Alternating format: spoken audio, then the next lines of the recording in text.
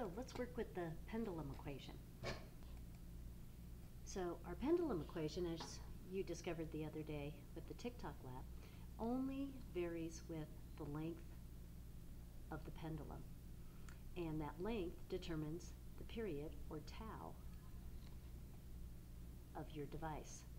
G represents gravity, and that will always be 9.80 unless stated otherwise. So, just some reminders about definitions. Period versus frequency. Period is the time for one cycle. So in a pendulum, that's one to and fro. Our units are always a time unit, seconds, whereas frequency is the inverse of period. It's the cycles per second. And we use the units hertz or per seconds for it. The abbreviation of hertz is capital HZ.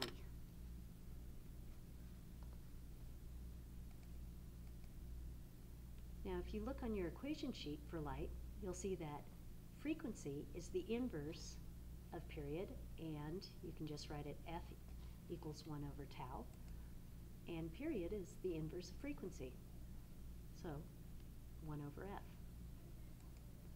So let's find the period of a pendulum with the length of 24.5 centimeters. So we want to find the period, which is tau, and all we know is that we have a length of 24.5 centimeters. You do want to change to meters.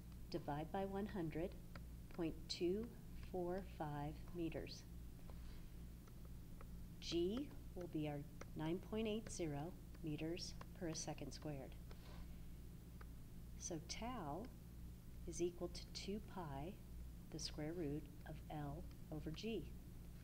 We can just go ahead and plug in our numbers. We have 2 pi is equal to 0.245 meters divided by 9.80 meters per second squared. So use your calculator. 0.245 divided by 9.8. Take the square root of your answer, and then I like to multiply by 2 pi. And if I go to 3 significant figures, I have a time of 0.993 seconds, so almost 1 second. Let's look at another problem. This time I want you to find the acceleration due to gravity if a pendulum is 30.5 centimeters long and has a period of 0.15 seconds. So you're finding G in this one. Our pendulum is 30.5 centimeters. So again, change that to meters by dividing by 100. There we go. And we have a period of 1.50 seconds. So the other day we practiced rearranging this equation. So tau is equal to 2 pi, the square root of L over G. Pardon me. First thing I'm going to do is square everything. I want to get rid of the radical so I can isolate G.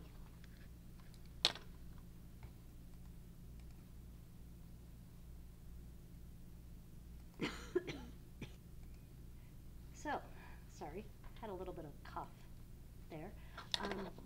We were just trying to isolate G, so the first thing I suggested to do that you square everything in this equation. So that gives you T, or tau squared, equals 4 pi squared times L divided by G.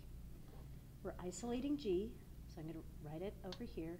G is equal to 4 pi squared times the length divided by tau squared. So now we can put in our values. Our length is 0.305 meters, and we're dividing by the period, tau squared. So perform your calculation on your computer, and I really encourage you to do that instead of just watching me, so that you can do it properly on the exam. And your answer is about 5.35. Notice the units. You have meters, pardon me, over seconds squared, which is an acceleration. So obviously, this pendulum wouldn't be on Earth. Let's look at another problem. All right, here we have a length of the pendulum that we want to find. This time, the period is 2.5 seconds. Gravity is our normal, 9.8. So find your length. Tau is 2.5 seconds, and G is 9.80 meters per second squared. So let's go back to our pendulum equation. Tau is equal to 2 pi square root of L over G. You need to square this whole thing. We're isolating L this time. So tau squared is equal to 4 pi squared times L divided by G. To isolate L, we have L is equal to, it's going to be gravity times tau squared divided by 4 pi squared. Be really careful with that 4 pi that you square, divide by both of those. So let's put in some numbers. Our length is going to equal 9.8 meters per second squared times tau squared, 2.50 squared, divided by 4 pi squared. Let me write a little wiggly line down there. Let's perform our calculation. So 9.8 times 2.5 squared divided by 4 pi squared. Oops, I almost made that mistake. Oops. So the way I do it is I divide by 4 once I get the top part, the numerator, calculated, and then I divide by pi squared. And length equals 1.55 meters.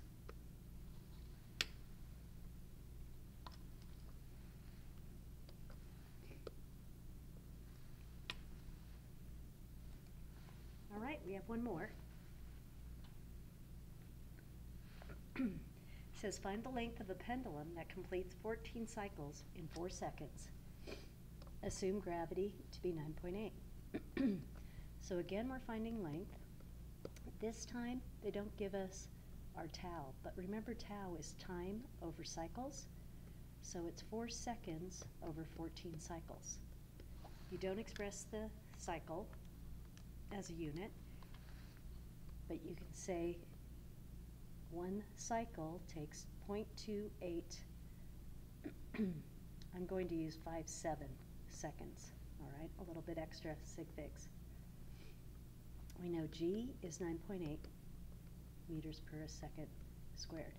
Now, we just used L, so remember we just took G times tau squared divided by 4 pi squared.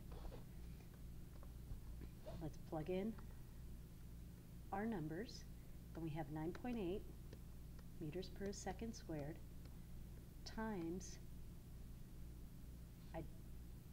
there we are, sorry, got lost for a second, 0.2857 seconds is our tau, and we're squaring that, and we're dividing by 4 pi squared. So let's do our calculation.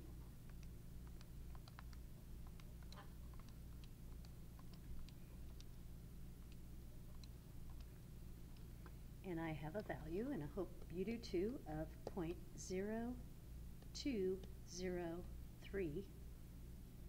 And those are, notice how your seconds are going to cancel, your seconds squared.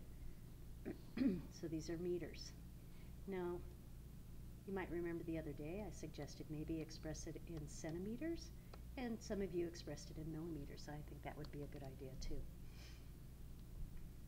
I believe we have time to measure gravity in Trekkie. If you have not done this experiment, that's one that you'll need to do by the end of the week. All right, thanks a lot.